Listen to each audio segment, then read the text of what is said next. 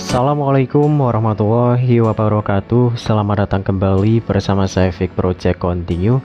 Di kesempatan kali ini kita akan membahas dan mengulas sedikit pengalaman mengenai dari limit aku laku ataupun limit penggunaan dari QRIS ya, pembayaran QRIS Cash Pro, kemudian pembayaran menggunakan limit paylater aku laku tidak bisa digunakan ya. Jadi untuk salah satu alasan kenapa limit dari paylater aku laku tidak bisa digunakan adalah karena kita memiliki riwayat kredit yang tidak baik di aku laku ya. Jadi kurang lebih beberapa bulan yang lalu saya mendapatkan informasi ataupun support dari teman-teman ya untuk melakukan gagal bayar aku laku, dan hasilnya di sini saya tidak dapat mengajukan limit kembali ya. Ini adalah salah satu pengalaman yang mungkin cukup berarti buat saya. Sayang sekali ya, karena akun aku laku ini memang salah satu akun ataupun pinjaman online yang sangat terpercaya sekali, kemudian pencairan yang cukup cepat.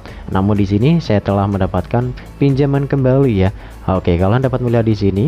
Nah, pembayaran terakhir di tanggal 25 Oktober, artinya saya telah mendapatkan prioritas pinjaman kembali di aplikasi aku laku. Namun untuk payletternya masih belum bisa. Di sini masih tidak terlihat ataupun kita tidak dapat melakukan pendaftaran limit aku laku ya. Seperti ini untuk tampilannya.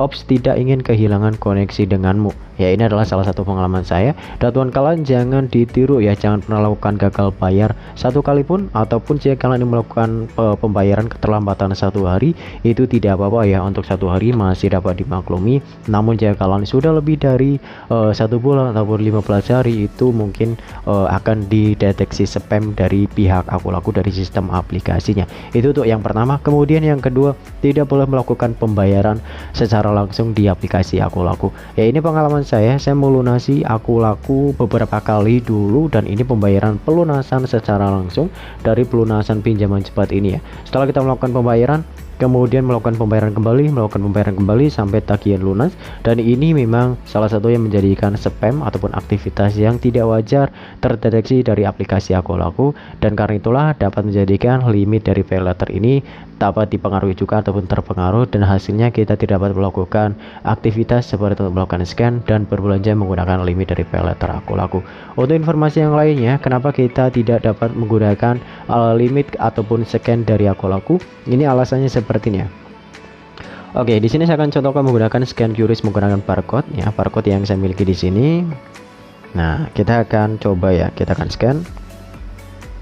Nah, tampilannya seperti ini. Nah, jadi kalian dapat melihat informasi bahwa di sini maaf, untuk sementara kamu tidak dapat menggunakan metode pembayaran ini. Jika ada pertanyaan silakan hubungi CS aku laku di 1500920. Nah, ini masih tidak dapat digunakan. Jika kalian melihat informasi seperti ini alasannya ya teman ya. Ini alasannya, kalian bisa masuk ke menu akun, kemudian pilih ke menu pusat bantuan. Nah, di sini kalian tinggal pilih ke menu aku laku paylater. Nah, lalu di sini banyak sekali informasi yang tertera di sini atau tersedia. Kalian dapat melihat terlebih dahulu pada jika fitur scan dan QRIS Cash Pro adalah sama, apa yang membedakan dari kedua fitur tersebut. Nah, di sini kalian tinggal klik. Ya, jika fitur scan dan QRIS Cash Pro adalah sama, apa yang membedakan dari kedua fitur tersebut? Ini yang tadi saya lakukan ya, scan QRIS, pembayaran menggunakan QRIS seperti merchant online, kita melakukan belanja. Namun di sini kita akan membuat pengecualian ya. Kalian boleh mencoba di merchant ini, nanti saya akan sebutkan. Ya, fitur scan QRIS kode ataupun QR adalah metode pembayaran yang dapat digunakan untuk berbelanja secara langsung di toko offline. Ini secara global ya, boleh digunakan untuk toko apa saja melalui aplikasi mitra aku laku atau semua merchant yang sudah bekerjasama dengan aku laku dan sistem pendanaan penggunaan limit dari aku laku paylater. Tentunya jenis dari aplikasi aku laku ini dan limit paylater sudah support pembayaran via QRIS ataupun Cash Pro, karena untuk QRIS tersebut dimiliki oleh bank teman ya, dan ini memang saya memiliki QRIS dari perbankan juga, dan jenis QRISnya adalah GPN ya. Ini resmi sekali seperti yang kita lihat di pembayaran QRIS dari toko-toko merchant yang lain, dari KFC kemudian McDonald, ini menggunakan QRIS dari GPN ya, sama. Kemudian di sini, namun untuk fitur QRIS Cash Pro adalah metode pembayaran yang hanya dapat digunakan untuk berbelanja secara langsung di toko offline. Nah, ini untuk perbedaannya. yang telah menyediakan metode pembayaran berbasis QRIS dan sistem pendanaan menggunakan saldo khusus dari akun Aku Laku yang berbeda dengan limit Aku Laku Pay Later. Nah, ini dapat dikecualikan juga, jadi beberapa toko mungkin sudah support pembayaran Aku Laku ya. Ada beberapa toko yang mungkin kalian boleh didatangi saja untuk toko tersebut. Kemudian jika memang kalian mungkin memastikan bahwa akun Aku Laku yang kalian miliki sangat aman, boleh langsung meminta tolong kepada si pemilik toko tersebut untuk scan ya, untuk melakukan scan ataupun kredit pembayaran menggunakan Aku Laku.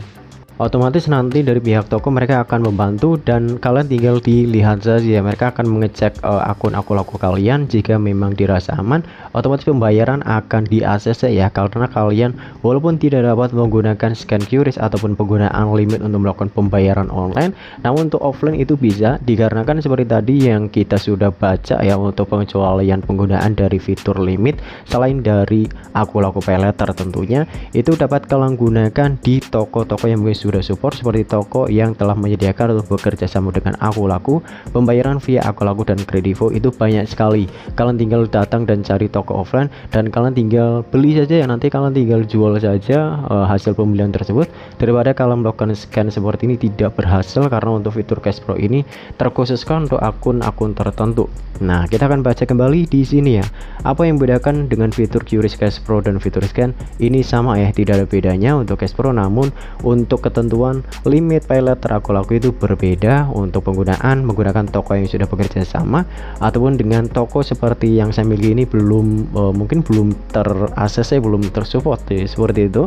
Nah, saat ini menggunakan fitur QRIS Cash Pro dibatasi dan hanya tersedia khusus untuk pelanggan yang terpilih. Nah, di sini dapat disimpulkan bahwa penggunaan fitur QRIS Cash Pro ataupun fitur scan menggunakan QRIS seperti yang tadi saya lakukan ini hanya terkhusus untuk pelanggan yang terpilih saja. Ini mungkin dikhususkan untuk pemilik akun yang benar-benar bersih ya, memiliki akun cuma Aku Laku pinjamannya dan tidak memiliki pinjaman kredit yang lain. Itu mungkin menurut saya, namun kalau memiliki pengalaman sendiri boleh sharing di kolom komentar ya. Ya, di sini saya akan baca terlebih dahulu untuk sorry currently you cannot ya, yang tadi untuk transaksi yang gagal. Nah, ini saat ini penggunaan fitur barcode ataupun QRIS hanya tersedia untuk pelanggan customer yang terpilih. Kemudian apabila Anda menerima notifikasi tersebut, maka Anda belum dapat menggunakan fitur tersebut ya. Jadi ini hanya dikhususkan untuk pelanggan yang mungkin mereka sudah mendapatkan fitur unggulan ataupun support dari Aku Laku karena melakukan limit kredit pembayaran yang sangat teratur. Kemudian dari datanya juga dia menggunakan ataupun memiliki data yang sangat bersih. Mungkin bisa dikatakan mereka hanya menggunakan aplikasi Aku Laku ini untuk bertransaksi seperti berbelanja, kemudian melakukan pengajuan pinjaman hanya menggunakan Aku Laku, tidak memiliki kredit bank yang aktif, tidak memiliki pengajuan pinjaman di beberapa aplikasi yang sudah tahu di OJK juga. Karena untuk aplikasi-aplikasi seperti ini tentu mereka akan melihat data terlebih dahulu sebelum mereka memberikan limit pinjaman kepada nasabah yang mungkin mereka melakukan pendaftaran di platform yang mereka miliki. Dan betul untuk informasinya, buat teman-teman yang mungkin kalian masih ada beberapa pertanyaan, silahkan bisa sertakan saja di bawah kolom komentar. Semoga informasinya bermanfaat. Sampai jumpa kembali di video saya selanjutnya. Bye bye.